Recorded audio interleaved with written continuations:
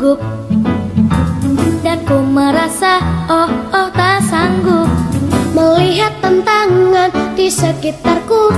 Selamat siang Bu Elipa. Iya, siang juga. Gimana Bu kabarnya hari ini? Alhamdulillah luar biasa. Ya, terima kasih untuk waktu dan kesempatan yang diberikan kepada saya. Saya ingin berbincang-bincang mengenai pengambilan keputusan yang berbasis nilai-nilai kebajikan sebagai pemimpin. Kalau boleh tahu, Bu Elipa sudah menjadi kepala sekolah di SDN 03 Serang sudah berapa tahun, Bu? Nanti Januari 4 tahun, karena SK-nya per 16 Januari 2019. Kurang lebih 4 tahun. Tentunya iya. Di dalam menjadi seorang pemimpin di sekolah, pastinya sudah pernah mengambil pengambilan keputusan ya Bu ya? Iya. Yang pertama Bu, yang ingin saya tanyakan, selama ini bagaimana Ibu dapat mengidentifikasi kasus-kasus yang merupakan dilema etika ataupun bujukan moral? Ya, termasuknya misalnya ada pendisiplinan PNS itu terutama. Pendisiplin. Iya, jadi saya ambil kebijakan bahwa setiap yang sudah PNS atau ASN harus memberi contoh kepada guru itu. Jadi harus jam 7 sudah semua di SD. Ya, berarti untuk pendisiplinan ya Bu ya, tentunya Ibu memiliki pendisiplinan, kira-kira caranya seperti apa Bu? Dengan cara setiap PNS harus datang sebelum jam 7 dan sudah menyalami anak. Jadi anak belum masuk kelas, itu guru-guru sudah siap di depan pintu gerbang. Iya, menyalami anak yang datang. Ya Bu ya? Iya. Senyum, sapa, salam, dan sopan santun. Iya. Untuk ini Bu, kira-kira bagaimana Ibu menjalankan pengambilan keputusan di sekolah, terutama untuk kasus-kasus di mana ada dua kepentingan yang sama-sama benar atau sama-sama mengandung nilai kebajikan Bu?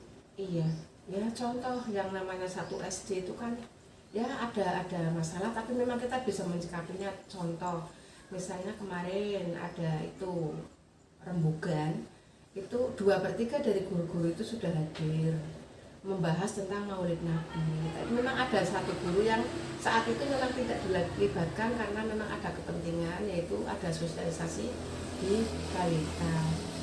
Terjadi sedikit silang pendapat, tapi kami bisa mensikapinya dengan cara dipending dulu, kemudian kami rembukan lagi, kami musyawarah lagi, ambil suara, mufakat. Lah, alhamdulillah dapat terselesaikan dan tidak ada masalah. Iya. Ya. Artinya di dalam pengambilan keputusan Ibu melibatkan banyak orang kolaboratif, iya. Sehingga iya. Keputusan yang diambil itu adalah keputusan yang sudah menjadi keputusan yang sangat yang paling baik dan iya. Menjadi kesepakatan bersama. Iya, kira-kira Bu, langkah-langkah atau prosedur apa yang biasa Ibu lakukan selama ini untuk bisa mengatasi atau untuk bisa mengambil keputusan di dalam sebuah keputusan? Iya, jadi ya pertama-tama saya ketika ambil keputusan tetap memakai suara terbanyak. Jadi setiap kali ada apapun tetap harus dirapatkan, sekecil apapun itu persoalannya tetap dirapatkan, kita ambil suara terbanyak, musyawarah untuk mufakat. Jadi tidak ada istilah kepala sekolah adalah yang paling dominan. Iya, paling dominan, tidak, tapi tetap kepala sekolah mengambil kebaikan-kebaikan dari teman-teman guru. Iya, berarti tadi saya menangkap ada keterbukaan, kemudian iya. Ada melibatkan rekan sejawat atau iya. Rekan guru sehingga iya. Bisa diambil sebuah keputusan yang memang itu sangat bijaksana dan keputusan yang sangat terbaik dari apa yang sudah diambil. Iya. Kira-kira Bu, hal-hal apa saja yang selama ini Ibu anggap paling efektif sehingga di dalam pengambilan keputusan pada kasus-kasus dilema etika Bu? Iya, tetap dalam pengambilan keputusan dalam dilema etika, tetap saya meminta pendapat dari atau saran dari teman guru, hal-hal yang terbaik yang perlu saya ambil. Jadi tidak hanya suara mutlak dari saya, tetapi tetap saya berdiskusi dengan teman-teman bagaimana solusi terbaik untuk mengatasi suatu persoalan. Iya, berarti tetap melibatkan ya Bu, Iya, melibatkan iya. semua warga sekolah Iya. sehingga bisa pengambilan keputusan itu dapat dilakukan. Iya. Kira-kira Bu, kalau kita tadi sudah berbicara mengenai Ibu sudah prosedur untuk bisa pengambilan keputusan, kemudian yang solusi yang paling efektif, kira-kira tantangan Bu di dalam tantangan pengambilan keputusan yang pada kasus-kasus dilema etika Bu. Tantangan yang saya hadapi biasanya ya memang ada 1 atau 2 guru itu ya yang memang kadang sulit untuk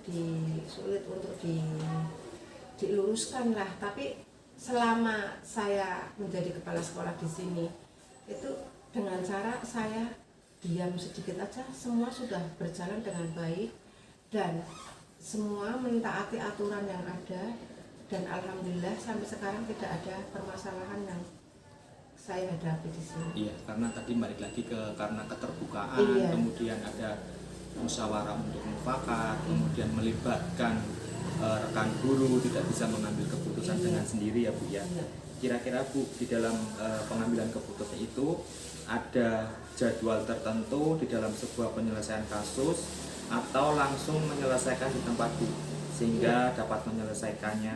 Kemudian kalau adakah bentuk atau prosedur seperti apa yang Ibu lakukan? Iya, jadi kalau ada permasalahan memang saya langsung tangani, langsung guru-guru saya kumpulkan untuk membahas permasalahan yang dihadapi oleh sekolah, terutama saya anggap ini permasalahan sekolah. Jadi nanti saya kumpulkan semua, kita cari solusi terbaik sehingga setelah itu tidak ada permasalahan antara guru dengan kepala sekolah atau guru dengan guru. Ya, berarti langsung menyelesaikan di Iya. tempat ya Bu, karena Iya. memang harus ya langsung Harus, diselesaikan. ya, sehingga SD menjadi kondusif. Iya, kondusif. Sehingga Iya. kalau misalkan berlarut-larut ya itu juga dampaknya tidak baik, Iya. tidak kondusif ataupun Iya. tidak sehat. Berarti tidak ada jadwal ya Bu ya. Tidak ada. Langsung diselesaikan Langsung. di tempat, kemudian langsung bisa diselesaikan, bisa langsung diterima dan langsung jalan keluarnya ataupun permasalahan itu bisa dilaksanakan atau bisa diselesaikan dengan baik. Iya. Kira-kira Bu, adakah faktor-faktor yang selama ini mempermudah atau membantu Ibu dalam pengambilan keputusan dalam kasus Iya. dilema etika? Iya, saya selalu dalam mengambil keputusan. Memang ada 1 atau 2 guru yang saya anggap itu memang sangat membantu sekali, terutama ya dalam hal apapun. Jadi saya kan bukan dulu dengan 1 orang atau 2 orang guru. Seperti ini permasalahannya itu solusinya bagaimana. Nah itu nanti acuan saya ketika saya rapatkan dengan semua guru, sehingga dalam nanti rapat atau musyawarah dengan para guru, saya dapat menyelesaikannya dengan baik karena saya sudah punya answer dalam menuntaskan suatu permasalahan. Iya, itu adalah pengambilan keputusan ataupun permasalahan yang terjadi di dalam lingkungan sekolah ya Bu. Iya. Kalau kira-kira Bu pernah tidak mengalami kasus-kasus dilema etika dari luar sekolah? Iya pernah. Jadi ya ada warga sekitar itu orang gila, atau contoh SD kita kan SD kampus. Untuk misalnya dalam hal anak itu kadang-kadang dari luar SD atau anak kita itu naik pagar, lompat pagar atau apa itu yang mengganggu kekondusifan dari kondisi anak-anak maupun kondisi sekolah. Iya. Cara penyelesaiannya Bu?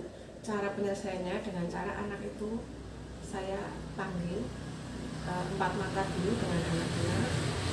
Kalau anak itu sudah bisa merubah, saya tidak libatkan orang tuanya. Tapi kalau memang anak masih tetap bandel, ya saya libatkan dengan orang tuanya. Dan satu lagi kemarin ketika ada anak-anak dari luar itu yang mengambil bendera, yang ikut-ikutan untuk itu karnaval apa santri atau apa, iya. Saya tidak tahu. Nah itu anak itu saya panggil, saya bilang ke anak. Tapi ketika anak sudah ada perubahan, yang orang tua tidak saya libatkan. Iya, berarti kita selesaikan dulu secara intern dulu. Iya. Ketika belum ada solusi untuk mencapai mufakat, baru memanggil Iya, orang betul. tua untuk melibatkan dalam permasalahan tersebut ya Bu. Iya. Kira-kira Bu, pelajaran apa yang bisa dipetik dari pengalaman Ibu di dalam mengambil keputusan dalam keputusan dilema etika, pelajaran yang bisa diambil. Iya, jadi pelajaran yang dapat saya ambil itu saya dapat berguru dengan teman guru, walaupun teman guru itu usia jauh di bawah saya, karena saya ambil sisi baiknya. Tidak hanya 1-2 guru, tapi memang alhamdulillah di SD ini memang teman guru yang usianya jauh di bawah saya, tapi memang sudah berpikiran dewasa, dan ketika saya ajak rembuk itu memang sudah bisa memberikan masukan yang positif kepada saya. Selain itu Bu, ada lagi Bu pembelajaran yang lain yang mungkin Ibu dapatkan dari selama pengasus pengambilan keputusan? Hanya itu kan Hanya itu, hanya tadi bahwa melibatkan semua guru untuk bisa iya. mencapai mendapatkan hasil keputusan yang sangat terbaik ya Bu ya. Iya. Terima kasih Bu untuk waktu dan iya. kesempatannya. Iya. Saya bisa banyak belajar dari Ibu, dari Iya. bagaimana Ibu memimpin, bagaimana Ibu di dalam pengambilan keputusan di sekolah, sampai tadi satu hal yang mungkin bisa berkolaboratif dengan rekan guru, walaupun usianya iya. tadi Ibu mengatakan jauh iya. lebih muda di bawah Ibu, tapi iya. pemikirannya lebih dewasa. Iya. Sangat menarik dan sangat inspirasi bagi saya, sehingga saya bisa belajar dari banyak Ibu untuk saya bisa mengambil dari sisi baiknya di dalam pengambilan keputusan. Terima kasih Bu sekali lagi waktu dan kesempatannya. Terima kasih. Iya, Selamat sama-sama. pagi Bu. Iya. Nanti saya berterima kasih untuk waktu dan kesempatan yang boleh diberikan kepada saya. Saya boleh berkunjung di SDN 1 Serang, ingin menanyakan kepada Ibu tentang pengambilan keputusan berbasis nilai-nilai kebajikan sebagai pemimpin yang Ibu sudah pimpin kurang lebih berapa tahun Bu di sini? Iya, sudah jalan tahun ketiga. Tentunya Ibu sudah memiliki pengalaman bagaimana Ibu diperhadapkan di dalam mengambil sebuah keputusan yang berbasis nilai-nilai kebajikan sebagai pemimpin. Yang pertama Bu, yang saya tanyakan, selama ini bagaimana Ibu dapat mengidentifikasi kasus-kasus yang merupakan dilema etika ataupun tujuan moral?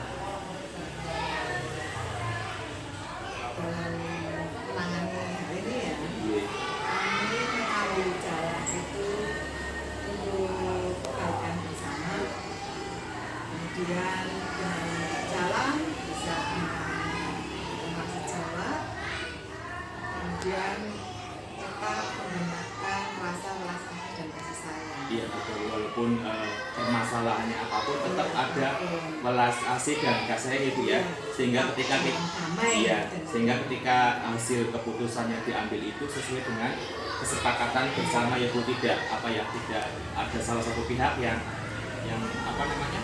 yang merasa disalahkan, tersakiti, jadi luar biasa sekali ya Bu. Tentunya ya kita juga membutuhkan pihak-pihak luar seperti tadi rekan sejawat ataupun rekan-rekan guru yang bisa diajak untuk berkolaborasi.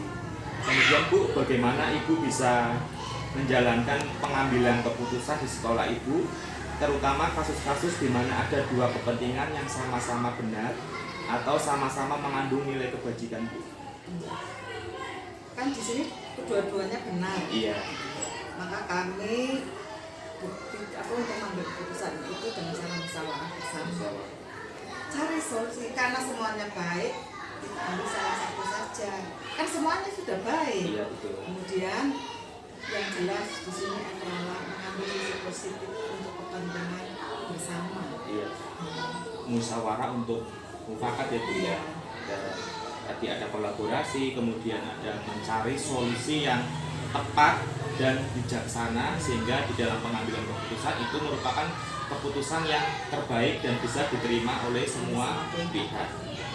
Kemudian Bu, kira-kira langkah-langkah atau prosedur apa yang Prosedur yang kami gunakan itu dengan perencanaan program dengan pembinaan, bimbingan, penilaian secara rutin, dan yang jelas yaitu tentang kekeluargaan, welas asih dan kasih sayang.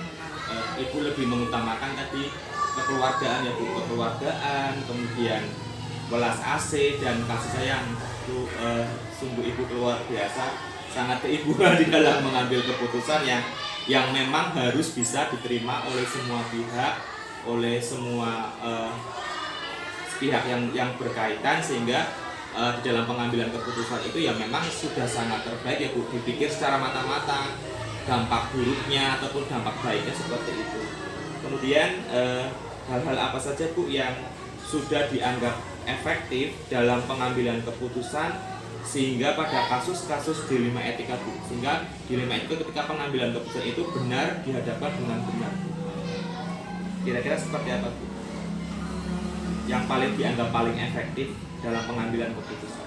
Yang paling efektif itu kami menggunakan pembinaan langsungnya, karena dengan cara pembinaan semua keputusan itu akan diterima dengan legowo dari masing-masing pihak yang mempunyai masalah tersebut, kemudian dengan cara bijaksana. Iya, memang untuk pengambilan keputusan yang memang melibatkan banyak orang ya yang paling bijaksana ya Bu, sehingga keputusan yang diterima ya bisa diterima oleh semua pihak. Ibu tadi mengatakan pembinaan, bahwa pembinaannya seperti apa Bu ya kira-kira?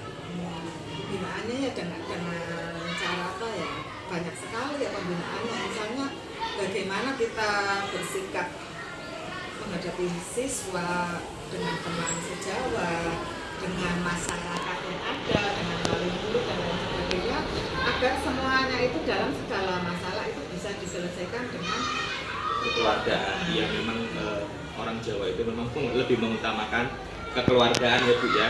Kemudian Bu, kira-kira tadi Ibu sudah menyebutkan sudah mencari formula, solusi ataupun cara yang paling efektif di dalam pengambilan keputusan. Kemudian Bu, kira-kira ada nggak ya Bu tantangan di dalam pengambilan keputusan pada kasus-kasus dilema etika Bu?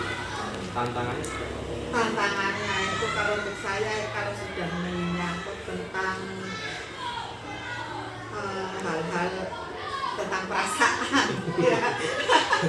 Selalu dirasakan ya Bu ya. Tentang perasaan, apabila saya mengambil keputusan itu mungkin akan ada seseorang yang dirugikan. Iya.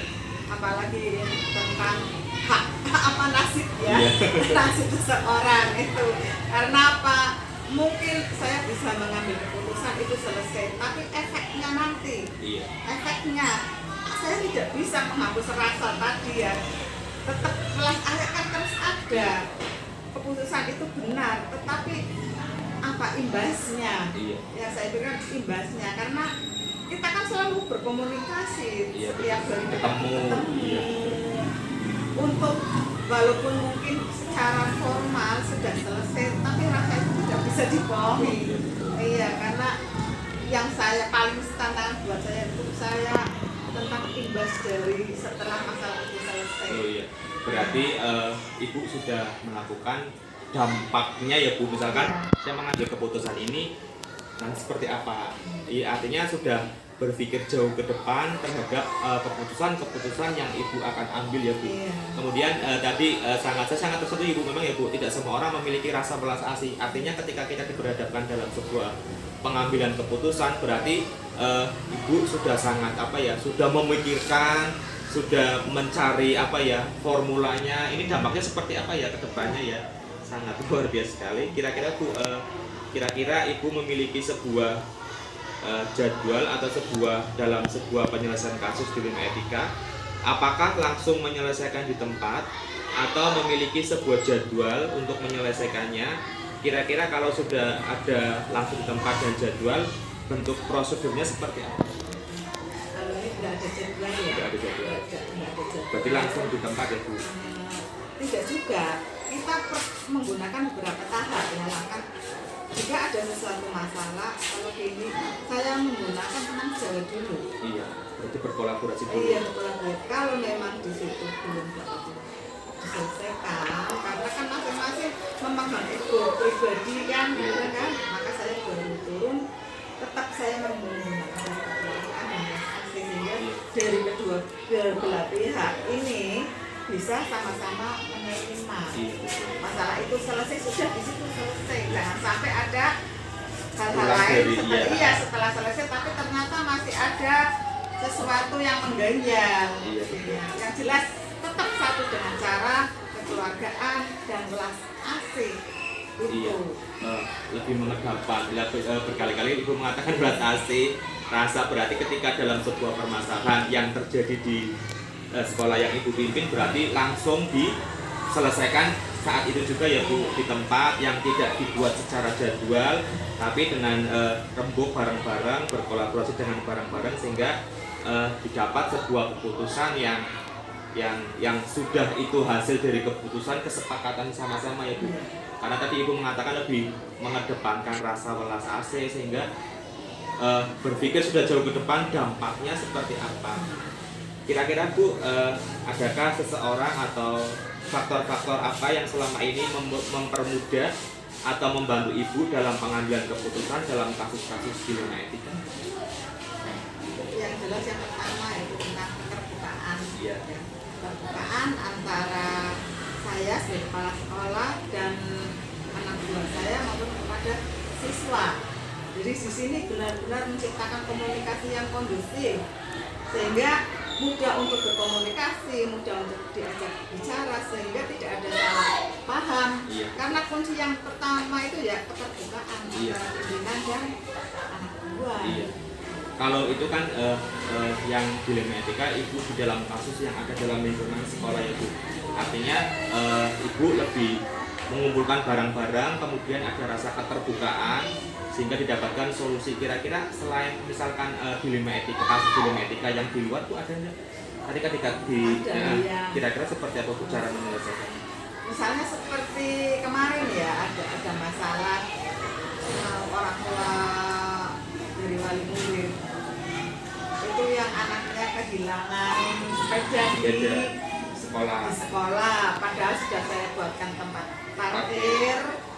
Nah ternyata di situ ada kelengahan dari ada orang asing yang masuk dan membawa sepeda tersebut dan dari pihak sekolah memang tidak tahu.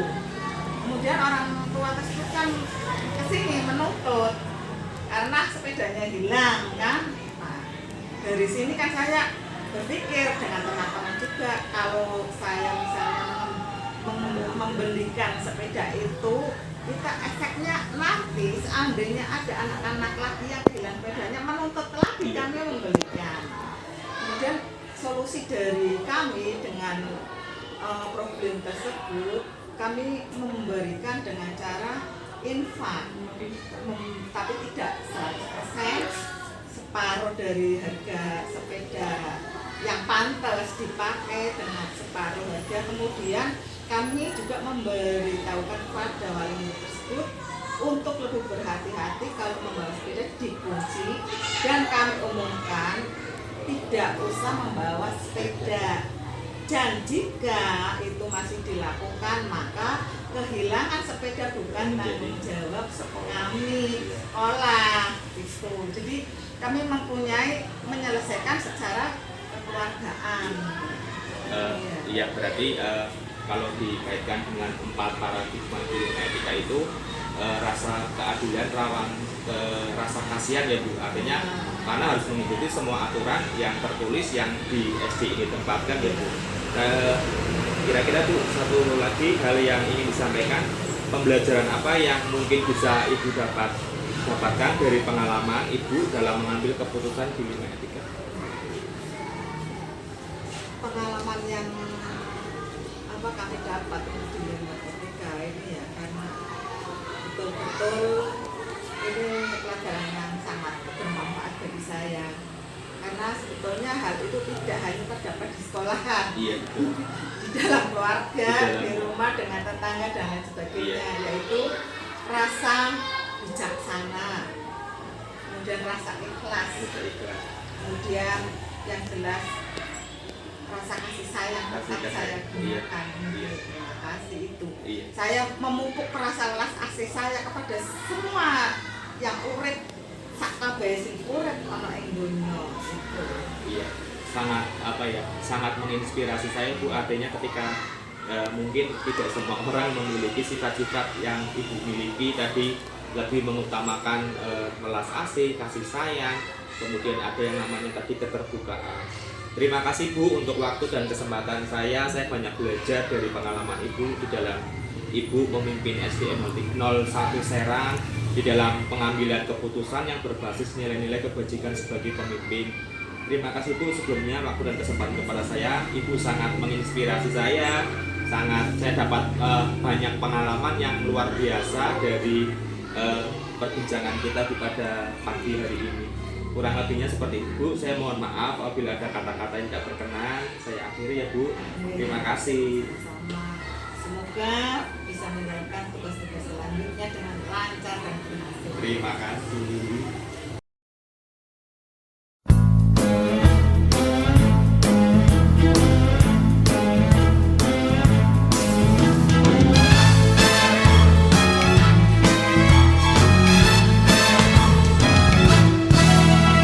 Kadang ku takut dan gugup, dan ku merasa